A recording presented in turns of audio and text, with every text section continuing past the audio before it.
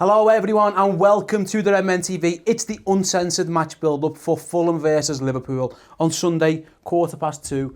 As you can see, I'm not Paul Machin and this isn't Chris Pajak. The guys are currently in Munich celebrating Liverpool's amazing victory against Bayern Munich at the Allianz. So I'm Steve Horde, joined this week by another Machin. It's John, I've got Bailey and I've got Ross, and we're here to preview the game against Fulham this Sunday. John, I'll come to you first then. It's throughout the rest of this year, Man City are going to be playing first a lot of times. They're not playing at all in the Premier League this week. They've got the FA Cup game. Liverpool have got the chance to put the pressure on. They can go back top, be top for the international break.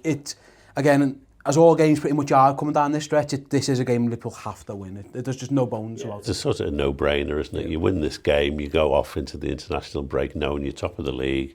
City have to win their next game, albeit it's Fulham as well. So, you know, there are only going to be a few occasions when we can put pressure on them. This is going to be one of them. For sure. And Bailey, you know, coming off the Munich game, it's probably a good thing that this game's a Sunday. Sometimes you want it, you want to keep rolling. I think a big performance where Liverpool got there was an injury to the captain. There was, it looked like it took a bit out of a few different players. Mm-hmm. The Wednesday to Sunday break is a benefit for Liverpool in this game, you would think, anyway. Yeah, definitely. I think it's more when you've had a run of draws and stuff, it was a case of wanting to get straight back in the game and right the wrongs and say that was just a blip, let's get back to it. But I think it's a nice break to breathe. I think it's been a while since we've had a really, really good performance and just basking in all the post-match of it and post-mortem of just how brilliant we were in this game. We've knocked Bayern Munich out of the Champions League. We're in the quarter-final. Obviously, we've got the draw on Friday to look forward to as well. So it's nice to have some longevity in between where you're not biting your nails and having a go at the team for once. For sure. I suppose, Ross, the only thing you can say in this game is really Liverpool are much better than Fulham. Just go and be professional. Go and do your job. Nothing stupid, and you'll get the 3 points. If you play an 8 out of 10 game, they're not going to be able to live with you. That's the level Liverpool need to be at. Just go and do your jobs, do it well, and take the 3 points. See you later. Yeah, this team's kind of transitioned a fan base, or certainly me, of going those potential banana skins. Not to be arrogant or cocky or whatever, or overconfident. I just don't have that same feeling that I used to have going, I think we might slip up there. They've got the nous and they take control, and even if we're playing low block sides, they'll wear them down mentally and go, well, we'll have the ball for a bit, then we'll just pass around you, wear you out, and they'll make decisions properly of when to pass the ball, when to make the break, when to go through. I think the thing you can say about Fulham is they're trying to get out of a relegation battle, which is your only hope. But again, that might play into our hands of going, a draw probably isn't good enough for them. No. They might have to come out and play. I was about to say, let's do a little look at Fulham very quickly here then, in John. They've lost their last 6 games, down the worst run of form in the league. Yeah. They're 13 points behind the safety, with 8 games to go, so there's your match right there, isn't it? There's 2 things I would say about that. One is that when they came to Anfield, they played really well. Yep. And we played Cardiff, I think, the week before, and they were much, much better than Cardiff.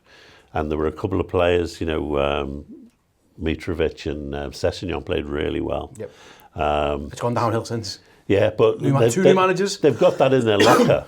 If Scott Parker can get it out of them, and he's the new manager. He's only temporary, but sometimes that can give them a little bit of a boost. So I don't think we should go there thinking, this is easy, this is going to be a walk-off. We have to go there and be really professional and say, this could be a tough game. They've got some good players. In fact, before the last game, the game at Anfield, we had an umbu and we were all saying, they've got players in their team who can score goals, like Schlupp and people like this. Surely. We have to be really careful with this one. So let's say the same again. Let's just be careful, but do it properly and professionally. That's the thing, isn't it? I say, it's like, they look like they've probably gone anyway, Ross. The talk of great escapes, this will be one of the great escapes from where they are now. Again, since that game, they sacked the manager, they hired Ranieri, didn't work, they've sacked him. Scott Parker's now in charge, like John just referenced. As away games go again, and I'm not disrespectful, like saying you don't want to be anything, they're probably the team you most want. If you have to go and play someone away, you go and play this team because they are, quite frankly, their own fans will admit they've been really poor. The defence is a shambles at times, and it's shown no signs of improving. While they have got a goal threat, if Liverpool play, if Sadio Mane has a 6-7 out of 10, he could score a hat-trick. And that's the type of thing, like I say. Salah's due a goal, isn't he? Exactly. You've just got to go there, and just, if you put it this way, if you want to be league champions, you go to Fulham and you beat them and you get out of there and job done. The other thing, of course, is City City's next game is at Fulham. Yeah. So you don't want them going there and winning 6 or 7-0 and us scraping a 1-0 win. Goal difference. 1-0's nice, but you want to put on a bit of a show. It would be nice. On Fulham then, Ryan Babel is at Fulham. Lazar Markovic hasn't. They signed him for some reason. Has he played yet? He hasn't had a sniff. He's played. He's played, but he hasn't done a lot. Babel plays pretty much every game. As he should. On the right. Their last game they played. Scott Parker deployed Sessegnon as a very much a left winger in a 4-2-3-1. They got beat 3-1, so whatever. I don't know what they're going to do this time. It just seems Bailey, while they have got those players that can hurt us, they have got players who are familiar, and I always dislike playing against ex-Liverpool players anyway. Mitrovic is a good player. They haven't got anyone who you are terrified of. There's no one who's got like the bogey sign over us like some teams certainly have. There's nothing there for us to go and we don't have to fear Fulham. Even as the an atmosphere and stuff, they're probably a bit down on the dumps. Yeah. Again, Professional football team goes and just does the job and does it handily. Does it comfortably, yeah. And they're there for the taking almost, in the sense that everything you've just said. Look, Mitrovic has got 10 goals, 2 assists. Schürrle's got 6 goals. Abubakar 5. So they've conceded 68 this season, lost 21. Like, they're a team, like you said, that couldn't really be any more in any worse position than they are. But equally, sometimes that makes you dangerous. I mean, you've got... It is last chance saloon for them. And it's as we're in a fight for the top, for the title, they're in a fight to not go to get relegated. And it's sort of, when teams are their back against the wall, they can come out swinging. But after just beating and, demolishing almost Bayern Munich and pulling them apart, that transition should be... We're on a high. We've just come off having to prepare for that game. We should, as long as our heads are in that place of having to try and play a Bayern Munich, it should be a breeze. But again, I think we've probably caveated that with West Ham, we caveated that with Leicester, and we drew those games. So it's gone are the days of having easy wins. So I think as long as we prepare, like John says, as long as we're professional, I think we'll be fine. Like I say, in terms of performances, Ross, Fulham did play well at home, and I thought we weren't great. Obviously, Salah scores that goal. When they score a goal, and then it's disallowed, we go to them and we score. I think since then they've been on an absolute down run. But if nothing else, mentality-wise, they can look back at that as something that to take. When you're that bad and when they're playing as bad as Fulham are, you need something to hang your hat on. And Scott Parker needs to do something. He needs to say something to motivate them. I suppose it could be, relegation is the motivation for them. It is, but then the 13 points off. So I agree, it is. But then in terms of you're playing against a big team, you need something. You need a crumb of something. And it's he could say, at 0-0, Ryan Sessegnon goes through and misses a one-on-one. Mitrovic is offside by an inch, and the flag could easily stay down. It's a bit of an injustice because Alisson kicks a rolling ball and we score. If you're Scott Parker, you're probably saying all these things just to try and get something out of Fulham, because God knows they need it, because they've been absolutely dreadful. Yeah, I stick with the relegation thing of trying to get safe as soon as possible, but then they've got us and then they've got City, and then quickly can turn around. If you drop 6 points, and you could be 19 points and you're dead. Yeah, exactly. So I think they've got that to play for. The fact that the previous game they wouldn't beat us, but I think to get performance out of them, that's what they'll want. They can't just rest on the laurels and go. I wonder whether if I was him, I'd be saying this team are going to be tired. Yeah. They've just had a really big game in Europe. They're going to fade. We need to stay in this game as long as possible and wait for that. Yeah. So I wouldn't be surprised if they tried to just keep us out. Yeah. Having said all this, there's a reason why they've got 17 points out of 30 games. There'll be Fulham fans watching, and we're not being disrespectful. But if they play football like they did at Anfield, I can see why. I can see why teams beat them and why they concede goals. Yeah. But if they decide, well, no, let's not play football. Yeah. Let's just stop the buggers scoring goals and see if we can break it down. See what happens. Yeah, for sure. We'll come on to what 11s we would like to potentially break down Fulham in a minute. But first, if you don't mind, come and have a little check out of this video. It's actually me. I'm on this video. It's my show. It's the Reds News Roundup. I was joined by the guys, Bailey and Ross, and we were talking about defenders, transfer rumours, and if Liverpool need to sign anyone.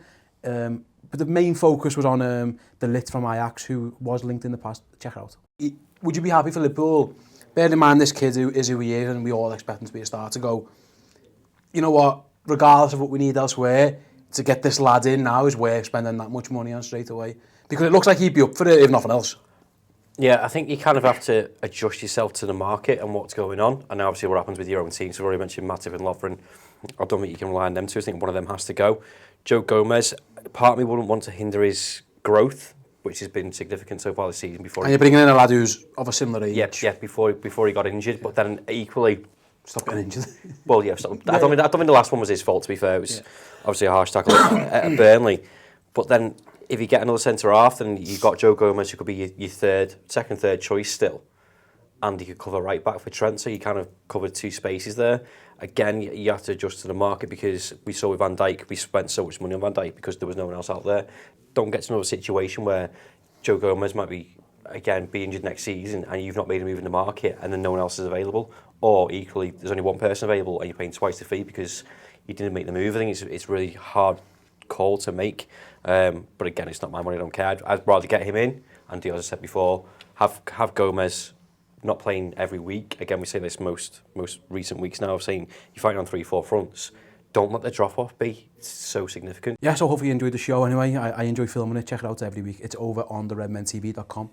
Only £5 a month, and the first month is free. Why wouldn't you go and do it? You should do it, boss. Ross, preferred 11s. Let's go then. Obviously, we don't know for sure, but it looks like Henderson's not going to play. Naby Keita, he didn't go to Munich. We're not too sure of the time recording if he's going to be fit as well. I'm gonna go with what I presume you've gone back four as normal, goalie as normal. Talk for me. I imagine the front three is normal. Yep. I think we're all going to be in agreement. It's the midfield. It's the makeup of the midfield that we're all going to probably change slightly. Which three have you gone for in your midfield? I've gone for Fabinho, Gini and Lallana. Okay. I get there's arguments to go and put Miller in there, or maybe Naby Keita, or maybe Shaqiri and stuff. I think, as John alluded to before, if Fulham do take that approach and kind of sit back and stuff, I think you've got Lallana is proven that he's capable of the press first and foremost, and I think he's got the ability of, he can just turn his way out of whatever he wants, can't he? And then back into it again, and then back out it again. The only danger, I think, with Adam Lallana is you can have that performance out of him, and you can't have it for another 3-4 weeks. And I want to see it again. I want to see some consistency from him. And he's not had the injuries that he's had. And I had no mind thinking that he'd play against Munich, because I don't think that team kind of suits him to what he does. So he's played Burnley, had a little rest, and he's been training well, like Klopp says. That's the reason that he started. We'll play him again. He deserves to have another run out for me. Bailey, you're up. Yeah, I was debating between the same. It's just a midfield that I'm curious about. Fab, Gini, I think keep, because Fabinho's the most dynamic, Gini's the most consistent. His arguments say they're tired, but we've got 2 weeks off after this. I think that the adrenaline from buying will carry them through. Then for me, it's either I think he'll play Lallana, because I think he had a very good game at Burnley. I think he's done more than enough to have another start. And I think if Fulham want to come out or want to sit back, and play the similar style to Burnley and give us all the possession, you need a guy like Lallana in the hole. My other debate was maybe Shaqiri, because obviously we haven't seen him, and if I get Burnley not playing him at Burnley at home because they are so defensive and they're a very physical team, and you need a guy with close control like Lallana. Is this a game we could see Shaqiri? I mean, if he's not starting Fulham away against a team that conceded the most goals in the league, is he ever going to start again this season? So that's my thought. No, again, the thing got my thinking, John, and I'll move on to your team. I know you were you've said if Keita's fit, you'd pick him in your team. Yeah. Is there a case to say, again, this might sound cynical, I don't mean it to be, but there's a good chance that we're not going to see Lallana for 8 games because he might get an injury. So it almost picking him is like striking while the iron's hot. You might as well get something out of him now while you can. But then again, I suppose you could say the same about Naby Keita. Naby Keita hasn't played for a long time. I like Lallana, and I like the way he keeps the pace high and he keeps our rhythm. Yep. But, Keita is the future for me, and you've got to start trying to get him into that side and making a difference. Nothing would give me greater pleasure than for us to be in the Champions League final and have Naby Keita playing as well as we know he's capable. Yeah. I think there might have been a temptation to try and make a few changes if we didn't have this long break coming up. So you might as well go with your best team. So I think you're right. Everything will be more or less the same, except for maybe that one place in midfield. And, it could be anyone, but I don't think it'll be Shaqiri because he's not played for so long now. He doesn't seem to be a first choice. He's an impact sub as well, isn't he? He seems hesitant to play him in a 4-3-3. I think if Shaqiri was going to play, he would have to change his formation. That's an interesting point you made there about the 4-3-3, is that not so long ago it was the 4-2-3-1 was the preferred formation, especially away. You could easily change it. Yeah, and it's interesting to me that we've all picked 4-3-3. And what do you think's changed in that sense? Do you think we've found our rhythm in that again? We're all victims of the moment, aren't we? My team, again, it's interesting because if you'd asked me this pre-Burnley, I wouldn't have even considered Adam Lallana for anything because he was a non-factor. I've picked him in my team and I've gone Gini, Wijnaldum and Fabinho again, and the back four the same, and the front three who they are. And my thinking is, I think Fulham might try and play a little bit, and I don't think they're that great at it. I don't think they would like someone in their face. So if they've got the ball in centre midfield or they've got the ball at the back, and you've got Firmino and Lallana doing the pressing, we saw that. That's how the goal against Burnley comes around. Mane's goal against Burnley, and I could easily see Lallana doing that. Give him an hour because I don't think he'll last the whole game. But and it is not his work on the ball kind of speaks for itself to an extent. I actually think he could be very dangerous to Fulham without the ball, just because I think they might try and play out a little bit and play a bit. And I think he's probably the best of what we've got. I'm not sure Milner can go. I say that he's probably the fittest man in the world. So and look at me, and I'm disparaging the guy, but you know. But I don't know, he's got a bigger break because he won't be taking exactly. So he could go Milner again, and it wouldn't surprise me if he does go Milner. And I know that if you check out the YouTube channel soon, the starting 11 will be there. Bailey. Yeah. It's you this week, so yes, it'll be on 3, 4 o'clock. Yeah, so that'll be out there soon as well, and you'll have told me what you think Klopp's going to do. It wouldn't surprise me, John. None of us have gone Milner. Is there a reason for that, John? Why did you decide not even to consider him Milner? I just think it's that I don't think he's a guy who's now going to play every game for us. I just think he'll play in the big games. He's a key player for, particularly in Europe, but I don't see him playing game in, game out. It's just as simple as that. No, I agree. I think, let's say, let us know in the comment section below. I imagine you'll all pick on the same back four, and the goalie's not probably. I don't think anyone wants Simon to come and make a league start just yet. And I imagine the front three is the front three. But let us know your midfield as well. I imagine most people are going to say Fabinho, Wijnaldum, and another. It'll be interesting to see who that another is.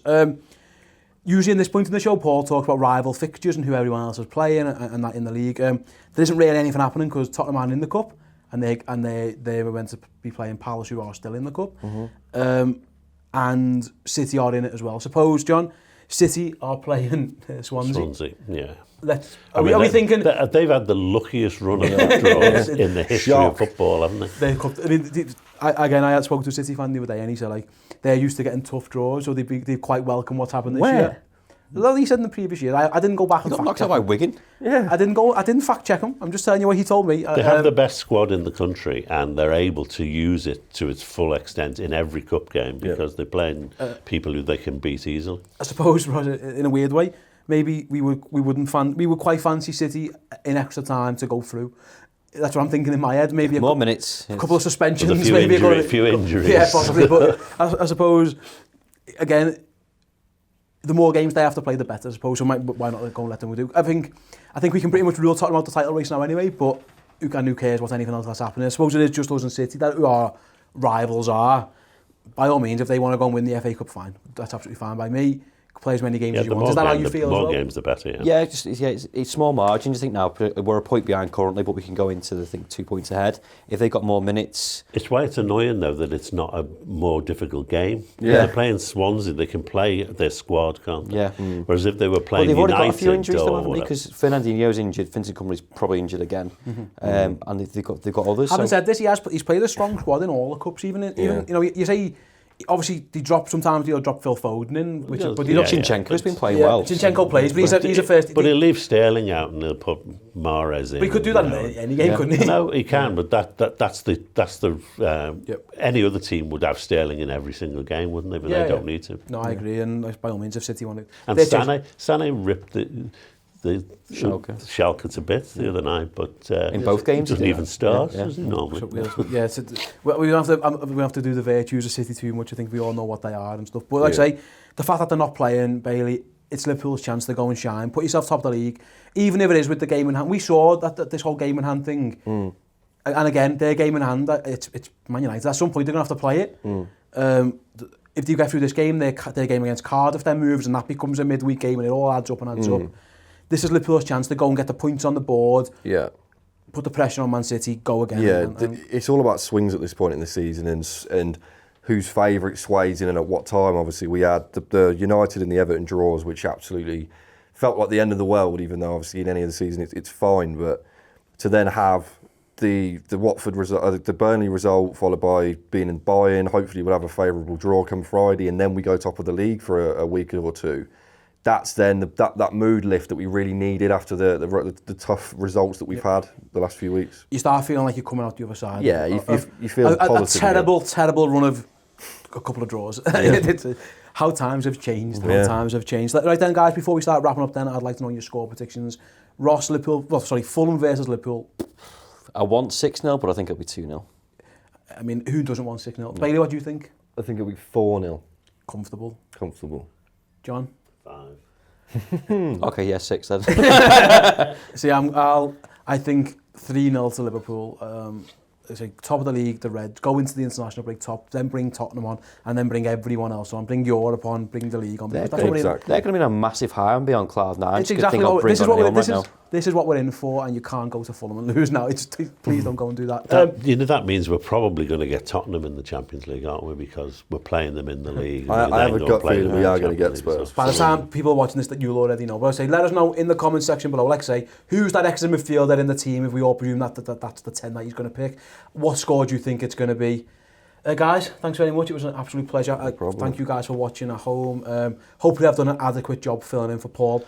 He'll be back next week with the build-up, after the international break for the Tottenham game.